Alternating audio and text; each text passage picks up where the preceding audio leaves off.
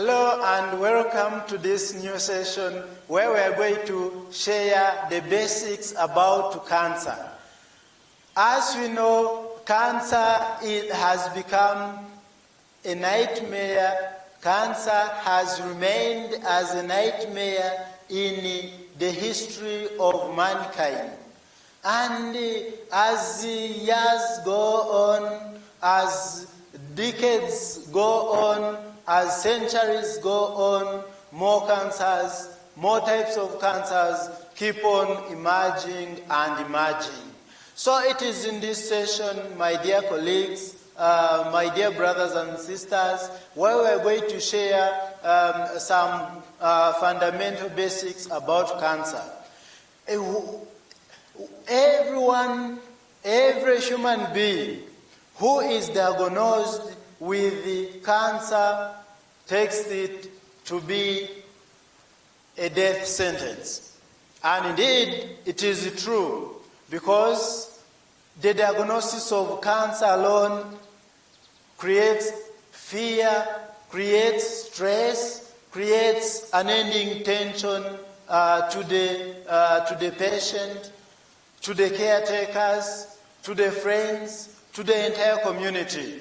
And up to now, cancer is still a problem to mankind. There is no human race that is immune to cancer. All the human races that are known are candidates of cancer. Whether black, whether white, whether Arab, whether Caucasian, whether black, whether Indian, whether Hispanic, we are all candidates of cancer, because we are all human beings with the same genetic makeup, with the same exposure, with the same incidences and exposures to various environmental factors. My dear colleagues, cancer, as even the more the world develops, the more the incidences of cancers keep on rising. And as I tell you, whether you are a man, whether you are a woman, whether you are male, whether you are a female, whether you are a boy, whether you are a girl, whether you are old, whether you are not old, we are all candidates of cancer disease. Now, at this point, let us begin by looking at each and every one, by looking at each and every basic about cancer. So what is cancer? My dear colleagues, cancer refers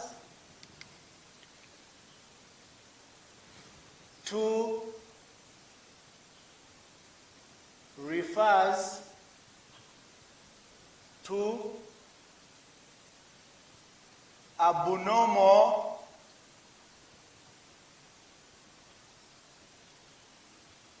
uncontrolled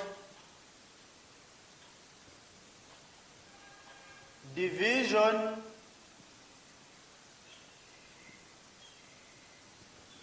of the body cells.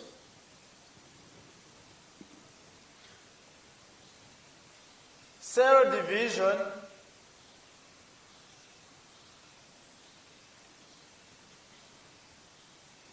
when body cells replicate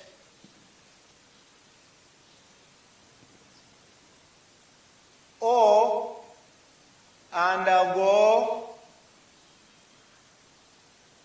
uncontrolled replication or proliferation, the end result is cancer.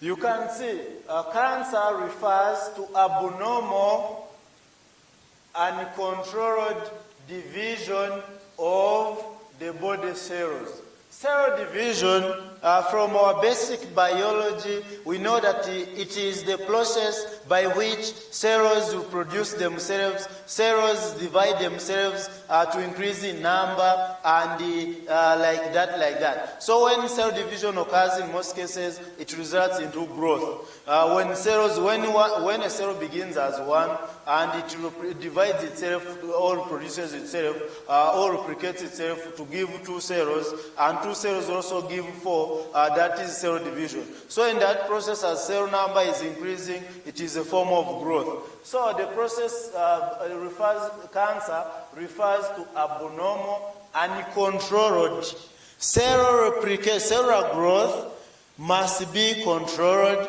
Cellular growth must be regulated, and it should have a time frame in which cells should have the time frame in which they should divide or reproduce themselves. When there is need for them to stop, they must stop under normal circumstances. When there is need to stop, they must stop. When there is need to proceed with cell division or cell reproduction, self-reproduction or proliferation, they must proceed. And when there is a signal to stop, for them to stop, they must stop. That is how, under normal circumstances of the body, when all the factors are normal, that's how the normal body cells keep on replicating. Replicate, please, multiply, then here where you have reached stop. For you first go into quiescence stage, first go into latency, you replicate later, like that. But when it comes to cancer cells, they keep on replicating non-stop and uncontrolled. In other words, they are disobedient to any regulatory mechanism of the body. So for them, they become like they will have rebels. Though you can be having, of course, a united family, one family that speaks the same language, the family that is respectful with members who are respectful to one another.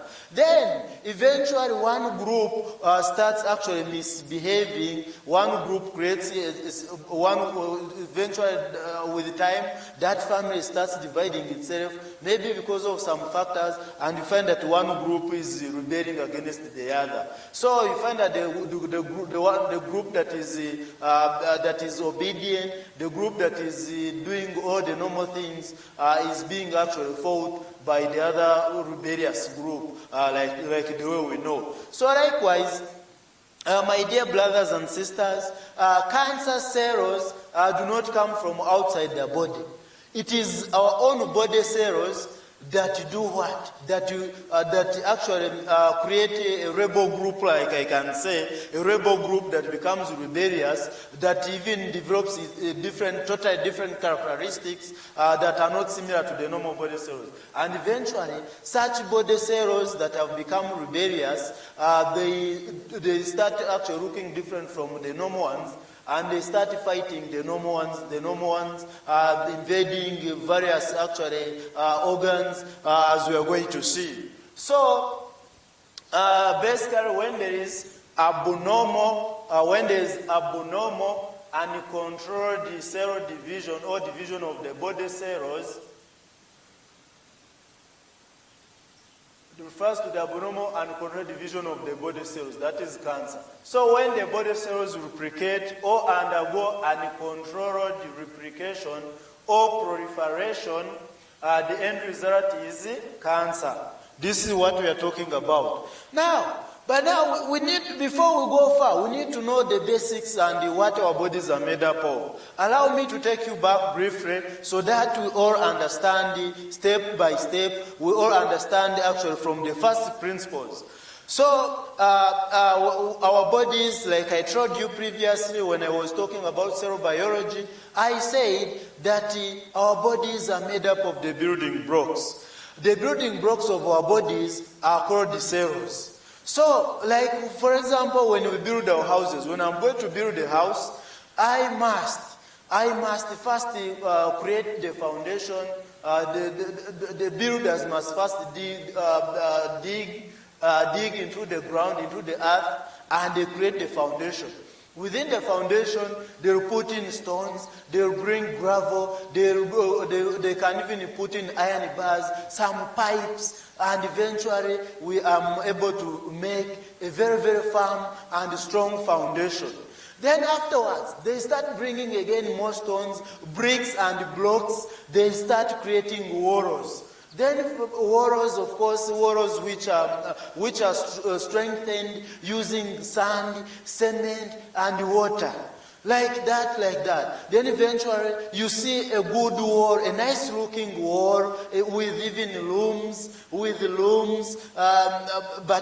that wall, those walls are made up of what? You find bricks, you find the sand, you find the gravel in form of also mortar.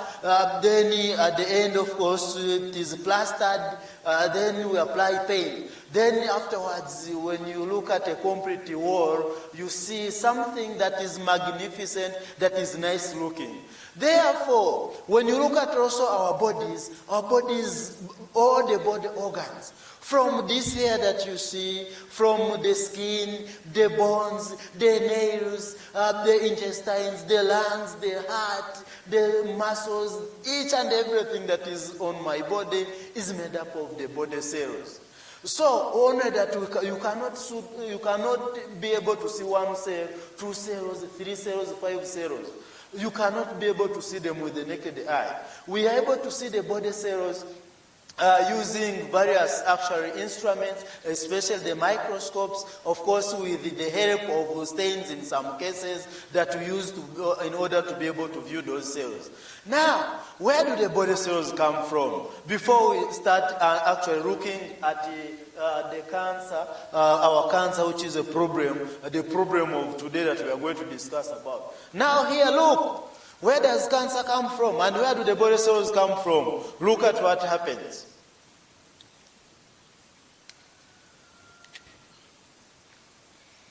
For me to exist, it means I came from my two parents. My mother contributed an ovum, and my father contributed a sperm. So those cells eventually they fused together during the process of fertilization, and I resulted. I was formed, and the process of forming my body organs began. So here, this is what happens.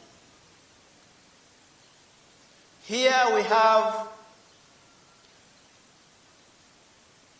our ovum. We have our ovum here from the female.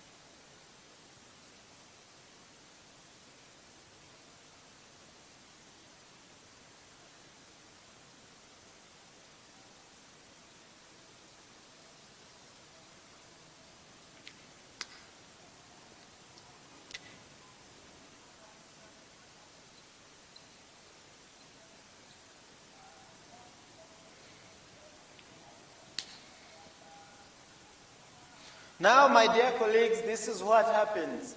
Here we have our germ cells. Here we have our germ cells. The germ cells are the gametes. In the females, the germ cells or the gametes of the females are referred to as the ova. When there are many, they are ova. When it is one, it is an ovum or a female egg. As you can see, and it is bigger in size. Our ovum is bigger in size compared to the male sperm cell. So here, the germ cell of the male or the man or the male parent is the one that is the one that is being called a sperm cell here, or a spermatozoon. When it is one, it is a spermatozoon.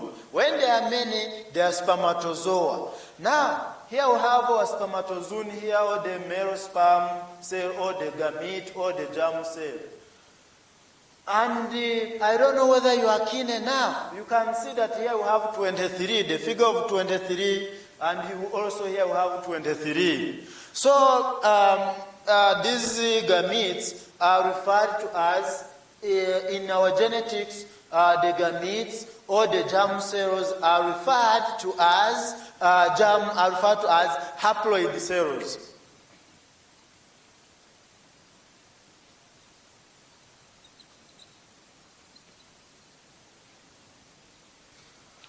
Haploid means hap refers to a half. So they have a half the number of, each has a half the number of chromosomes. A half the number of chromosomes. So, haploid cells, germ cells, gametes, germ cells or gametes, the female ovum or the female ova or the female eggs are gametes. They are haploid cells, meaning that they have a half the number of the chromosomes. And half the number is 23. A half the number is 23. And also the male sperm cell or the male spermatozoon here or the male germ cell or the male gamete is also a haploid cell here, because it is carrying 23 chromosomes as well, as we are going to see. So all the germ cells are 23. So the mother brings 23 from the egg, and the father also brings 23. So when they fuse at fertilization, that's when we form a zygote that is able to restore the diploid number. So now, at fertilization,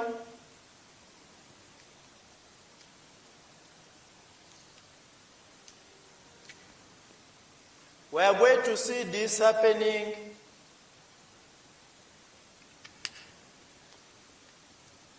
when this male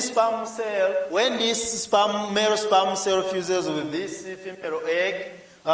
This is from the female parent, and this is from the male parent. They are going to fuse. When they fuse, of course, that is what we call fertilization.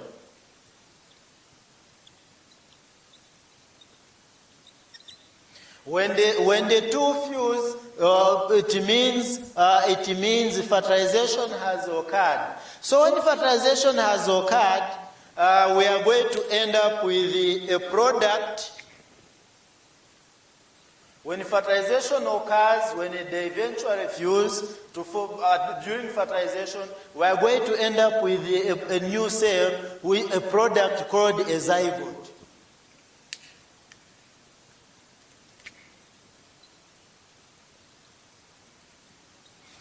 As you can see, we are going to form a zygote. So a zygote, now we have our zygote here, which is a cell that has resulted from the fusion of the female ovum and the male sperm to form what we call a diploid cell or a diploid cell.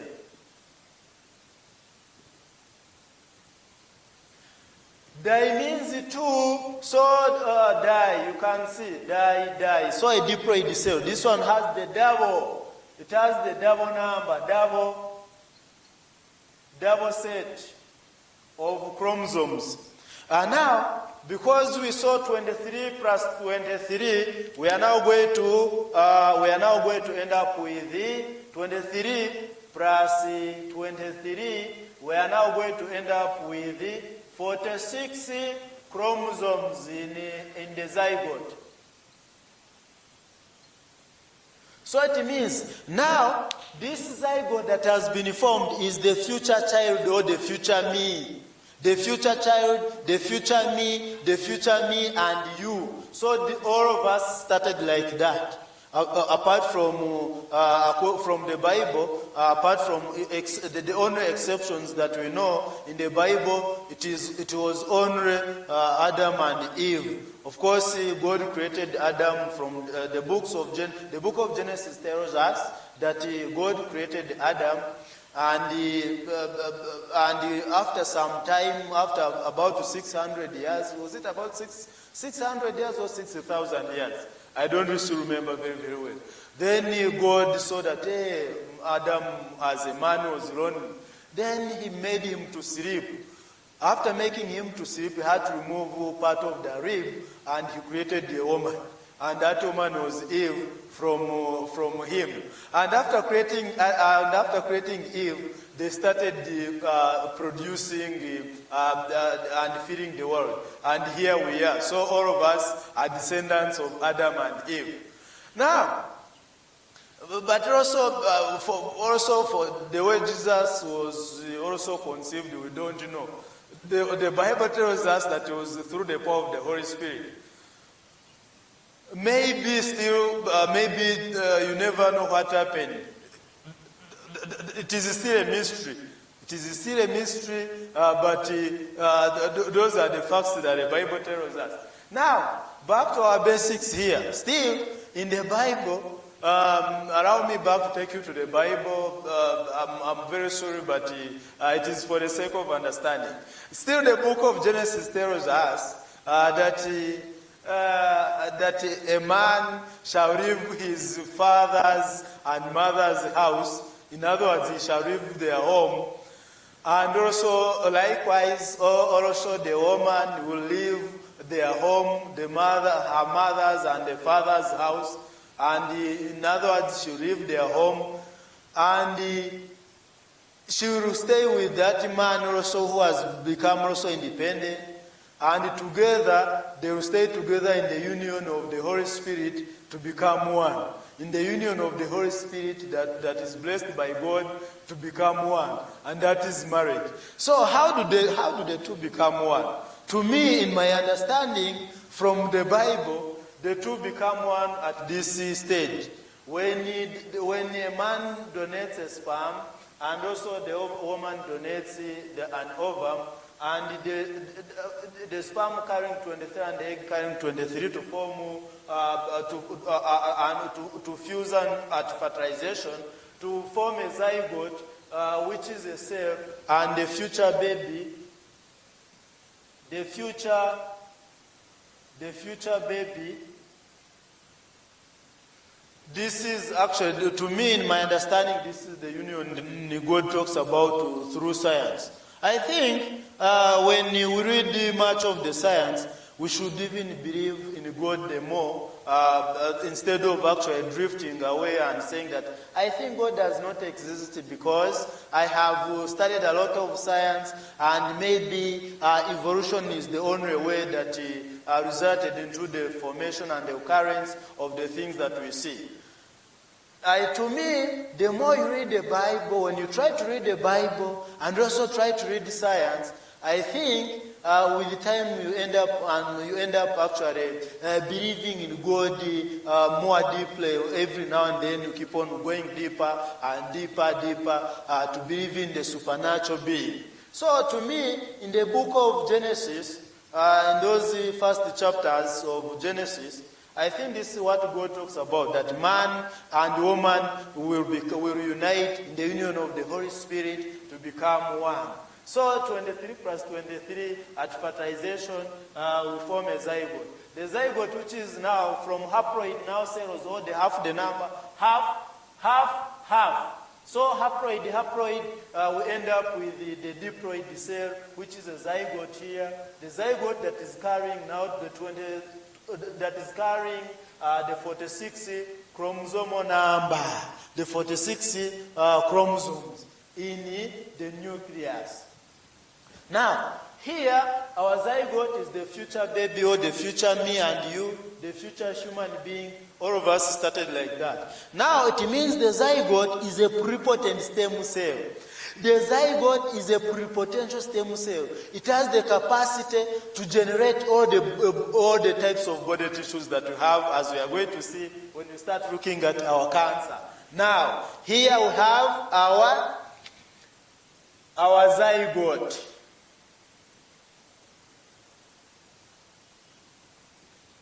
Our zygote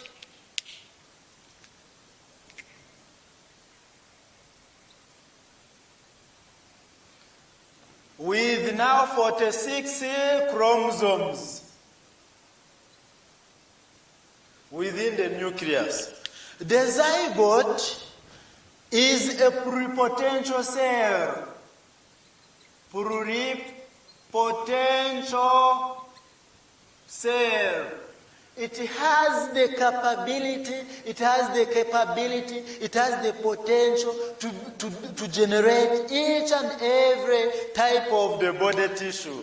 It means here, the zygote, that is a diploid cell here, the future human being, the future baby, the future me and you, while we are still in our mother's wombs, our mother's uteri or uteruses, this is how we all started. When this fusion, when the series of these events had occurred. Now we have our zygote, the future baby, the future me and you, the future human being, the future person. Now, being a pluripotential stem cell, what does it mean? It means it has the capacity to form any body type of tissue. It has the capacity to form the hair. It has the capacity to form the skin cells. It has the capacity to form mucous cells. It has the capacity to form the tongue. It has the capacity to form the bones. It has the capacity to form the heart. It has the capacity to form the intestines. It has the capacity to form the brain. It has the capacity to form all the body systems and organs that we all know. So that's why it is referred to as a pluripotential cell. Look. In the Bible, the Bible tells us that God is the omniscient, omnipresent, and omnipotent. So God is everything. He's the Alpha and the Omega. Likewise, our zygote here is a pluripotential stem cell. It is a pluripotential stem cell. It means it can become anything. It is able to form bone cells, skin cells, hair, nails, blood cells, muscle cells, and all the brain cells, and all the organs.